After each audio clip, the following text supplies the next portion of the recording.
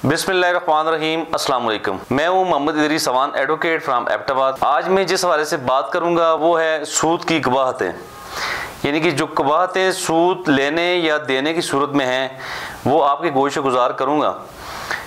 रसूलुल्लाह सल्लल्लाहु अलैहि वसल्लम ने 4 लोगों पर लानत फरमाई है।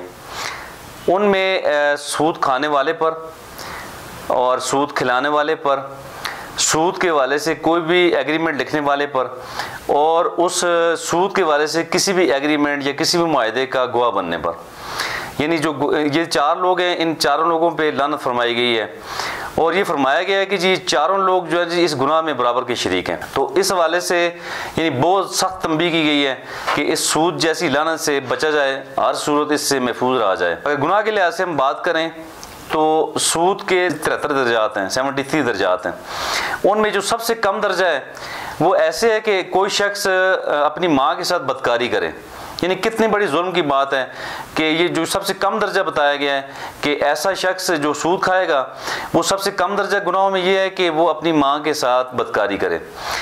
इस्लाम एक अदलाना और मुनसिफाना मुआशरा कायम करना चाहता है और मुआशरे में बायमी अखुवत और हमदर्दी देखना चाहता है। दीन इस्लाम ने जुल्म और इस्तिसाल के तमाम मुमकिन रास्तों को बंद करने की कोशिश की है और एक एक करके तकरीबन तमाम रास्ते बंद कर दिए हैं।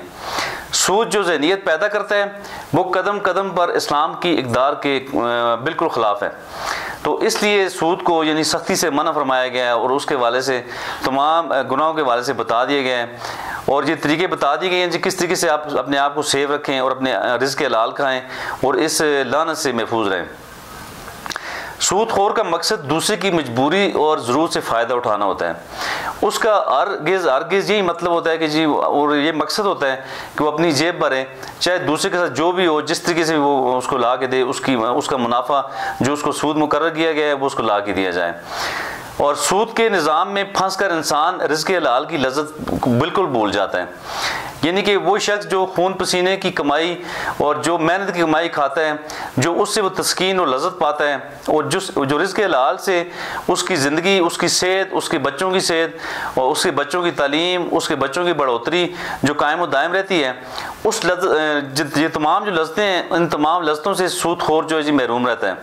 उसे ये बिल्कुल उसको यानी ये इल्म नहीं होता, उसको ये पता ही नहीं होता जी कि वो रिज़्क़ हलाल की लज़्ज़त क्या है। इसके अलावा अमीर जो शख्स है, जो अमीर तर होता जाता है सूद खाने वाला, और इस तरह जो माशरे में गरीब लोग हैं, यानी अमीर तर और गरीब तर होता चला जाता है। यानी ये सूदी निज़ाम जो है ये बिल्कुल माशरे के लिए बिल्कुल नसूर की तरह है और बिल्कुल तबाह व बर्बाद कर देता है ये लोगों को जो सूद खाते हैं, जो सूद खिलाते हैं।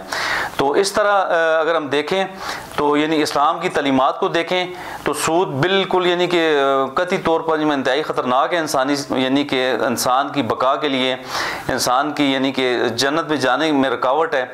इसके अलावा जो रिज़्क़ हलाल है उसको बिल्कुल ख़त्म करके रख देता है। और अलावा जी जो सबसे बड़ी जुल्म की बात है कि मुआशरे में जो हमड्रम सिचुएशन बन जाती है, यानी गरीबों के साथ बहुत बड़ा जुल्म है। और जो लोग सूद का कारोबार करते हैं, जिन लोगों को सूद देते हैं, चूँकि वो लोगों की मजबूरियों को देख रहे होते हैं कि कौन शख्स मजबूर है, वो किस हालत में है, और उसकी मजबूरी से फ़ायदा उठाकर उसे सूद की लानत पर लगा दिया जाता है। तो इस तरह अगर हमें इस लानत से बचना है तो हमें दीन इस्लाम की तालीमात पर मुकम्मल मानो अमल करना होगा ताकि हमारा मुआशरा, हमारे यानी कि हमारी सोसाइटी मुकम्मल तौर पर महफूज रह सके। आप ये सोच रहे होंगे कि सूद की कबाहतें और इस पर ह्यूमन राइट्स का क्या तल्लुक़ है। इसमें यानी कि तमाम चीज़ें जो दीन इस्लाम ने बताई हैं, तमाम जो ज़ाब्ते दीन इस्लाम ने बताए हैं, वो सारे के सारे ह्यूमन राइट्स हैं। वो इंसानों की बका है, इंसानों को यानी कि बुराइयों से महफूज रखना है, इंसानों की जानों को महफूज रखना है, इंसानों की मैशियत को और हर चीज़ को साफ़ सुथरा पकीज़ा करना है। तो जब हम सूद की लानत में दलदल में फंस जाएंगे तो ना फिर रिज़्क़ हलाल है और ना ही हमें कोई ज़हनी सुकून है और ना ही हमारी मैशियत में वो जो पकीज़गी है, जो पकीज़गी बताई गई है, जो रिज़्क़ हलाल में बताई गई है। तो इस तरह हमने अगर इंसानों को बचाना है, अगर हमने ह्यूमन राइट्स की प्रोटेक्शन की बात करनी है, इंसानों के हकूक़ के तहफ़्फ़ुज़ की बात करनी है, तो फिर हमें सूद जैसी लानत से मुकम्मल अपने आप को सेव रखना होगा ताकि हम अपने अल्लाह और अल्लाह के रसूल को राज़ी करके जन्नत में जा सकें और दुनिया में भी हम लोगों की फलाह और लोगों की बहबूद और लोगों की प्रोटेक्शन का ज़रिया बन सकें। इसी के साथ मैं आपसे चाहूँगा इजाज़त। आपका बहुत बहुत शुक्रिया।